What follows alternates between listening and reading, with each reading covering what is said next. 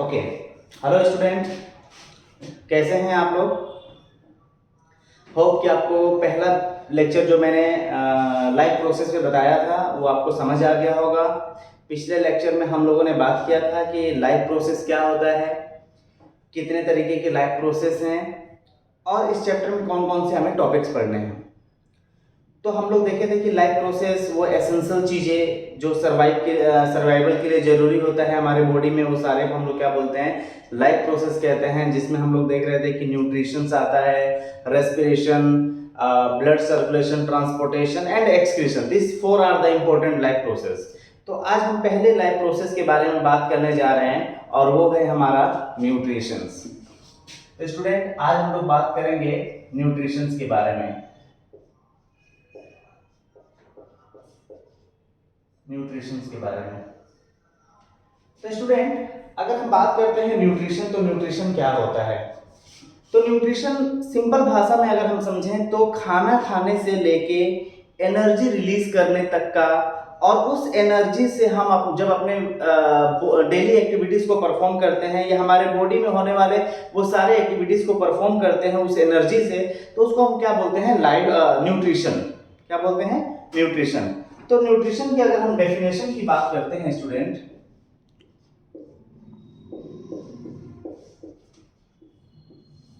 अगर हम न्यूट्रिशन की डेफिनेशन की बात करते हैं तो न्यूट्रिशन क्या है? The process of intake of nutrients, the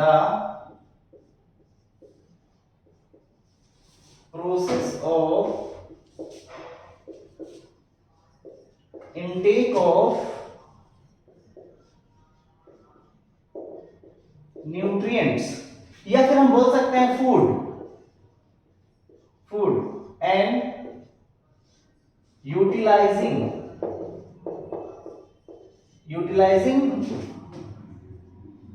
it for various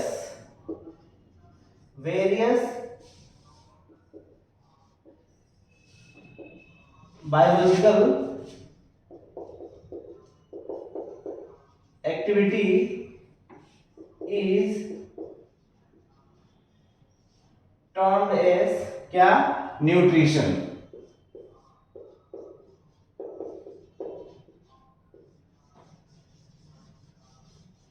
okay student, तो क्या है स्टूडेंट, हम लोग बात कर रहे थे कि the process of intake of nutrients. Nutrients क्या है? जो हम खाना खाते हैं या जो खाना खाते हैं उसमें बहुत सारा केमिकल कंपोनेंट्स होता है। तो उस केमिकल कंपोनेंट्स या फूड को जब हम लेते हैं और उसको यूटिलाइज करते हैं अपने वेरियस बायोलॉजिकल एक्टिविटीज के लिए, बहुत सारे काम करने के लिए, दैनिक जो काम होते हैं हमारे बॉडी के अंदर, उसके लिए उसको क्या बोलते हैं हम लोग? न्यूट्रिशन कहते हैं।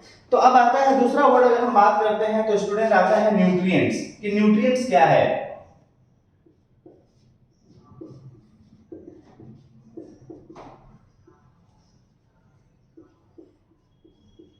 स्टूडेंट, अगर हम न्यूट्रिएंट्स की बात करते हैं तो हमारे फूड के अंदर वो जितने भी केमिकल कंपोनेंट्स हैं, चाहे वो ऑर्गेनिक हो चाहे वो इनऑर्गेनिक हो, उसको हम लोग क्या बोलते हैं? न्यूट्रिएंट्स कहते हैं। आप कोई भी खाना खाते हैं, सपोज अगर हम बात करते हैं तो हम चावल क्यों खाते हैं? ताकि हमें कार्बोहाइड्रेट मिले।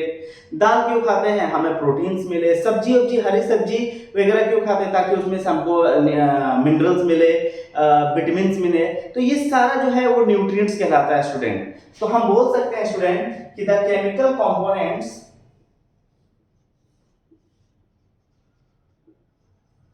the chemical components that may be organic or inorganic, present in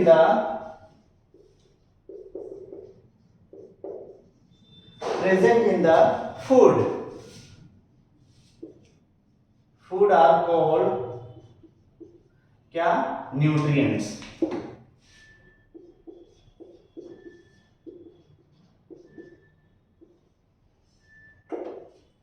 okay, अब अगर हम देखते हैं तो हमारे फूड में क्या क्या न्यूट्रिएंट्स होता है स्टूडेंट, तो हम देखे हैं टाइप ऑफ न्यूट्रिएंट्स।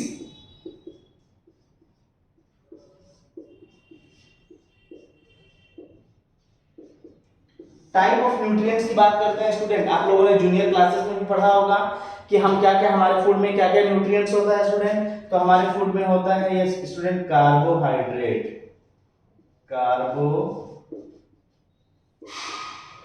कार्बोहाइड्रेट।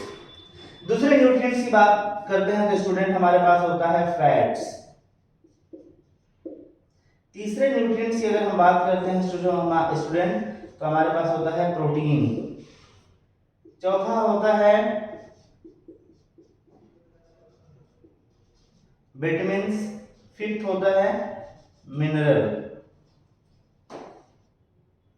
तो this are the important nutrients present in the food. इनके अलावा भी अगर हम न्यूट्रिएंट्स की बात करते हैं तो न्यूट्रिएंट्स ही कैटेगरीज में आता है, दैट इज हम बोल सकते हैं वाटर एंड रफेज या फाइबर्स बोल सकते हैं, ठीक है ना, फाइबर्स। तो this are some important nutrients. तो अगर हम बात करते हैं स्टूडेंट ये न्यूट्रिएंट, तो ये न्यूट्रिएंट हमारे बॉडी में किन किन चीजों के लिए चाहिए, तो हर एक न्यूट्रिएंट्स का अलग अलग फंक्शन है स्टूडेंट। अगर जैसे हम बात करते हैं स्टूडेंट कार्बोहाइड्रेट एंड फैट, तो ये हमारे बॉडी में एनर्जी देते हैं, हमको ताकत देते हैं। आपको पता है कि एनर्जी हर चीज के लिए चाहिए, आप कोई भी काम कर रहे हैं उसके लिए एनर्जी चाहिए, आप मेरा लेक्चर देख रहे हैं उसके लिए भी एनर्जी चाहिए। तो जब अगर हमें एनर्जी चाहिए तो हमें वैसा फूड चाहिए जिसमें कार्बोहाइड्रेट का सोर्स हो। तो इसको हम बोल सकते हैं स्टूडेंट कि they are energy giving food, energy giving food. Proteins student हमारे बॉडी में बहुत इंपॉर्टेंट रोल अदा करता है। प्रोटीन क्या करता है, हमारे सेल को ग्रोथ करने में हेल्प करता है, टिश्यू रिपेयर करने में हेल्प करता है, बॉडी ग्रोथ में हेल्प करता है, हमारे बॉडी में बहुत इंपॉर्टेंट एंजाइम्स एंड हार्मोन्स बनाने में भी काम आता है प्रोटीन। तो हम प्रोटीन को कहते हैं स्टूडेंट जनरल टर्म पे कि it is also known as body building food, body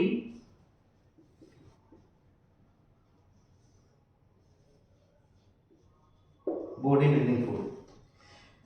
vitamins and mineral हमारे शरीर को अंदर से मजबूत करते हैं। विटामिन्स और मिनरल जो है हमारे इम्यूनिटी को मजबूत करते हैं। और आप इस कोविड काल में आप समझ गए होंगे कि इम्यूनिटी क्या है, बॉडी का प्रतिरोधक क्षमता या प्रतिरोधक शक्ति। तो उसको कौन मेंटेन करता है, विटामिन्स और मिनरल। आपने अक्सर सुना होगा कहते हुए मम्मी को कि हरा सब्जी खाया करिए, फ्रूट्स खाया करिए, ग्रीन वेजिटेबल्स खाया करिए। इससे क्या मिलेगा आपको, विटामिन्स और मिनरल्स मिलता है, जिसकी वजह से हम बोल सकते हैं कि हमारे बॉडी में क्या करता है, इम्यूनिटी मेंटेन करता है। तो हम इनको ऐसे लिख सकते हैं, समझ सकते हैं स्टूडेंट कि they are known as protective food, they are protective food.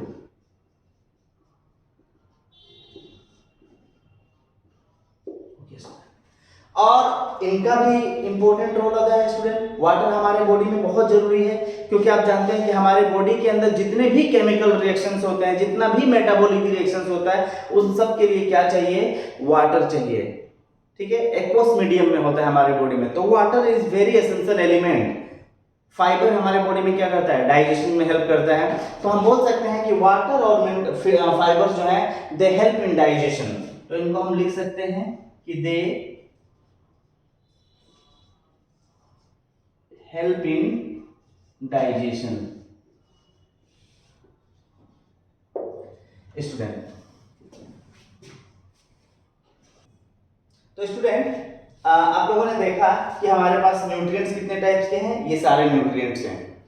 अब हम मोड ऑफ न्यूट्रिएंट्स के बारे में बात करेंगे और मोड ऑफ न्यूट्रिशन के बारे में बात करेंगे हम लोग अपने आने वाले लेक्चर में। तो आज के लिए इतना है स्टूडेंट, होप कि आपको अच्छे से समझ आया होगा।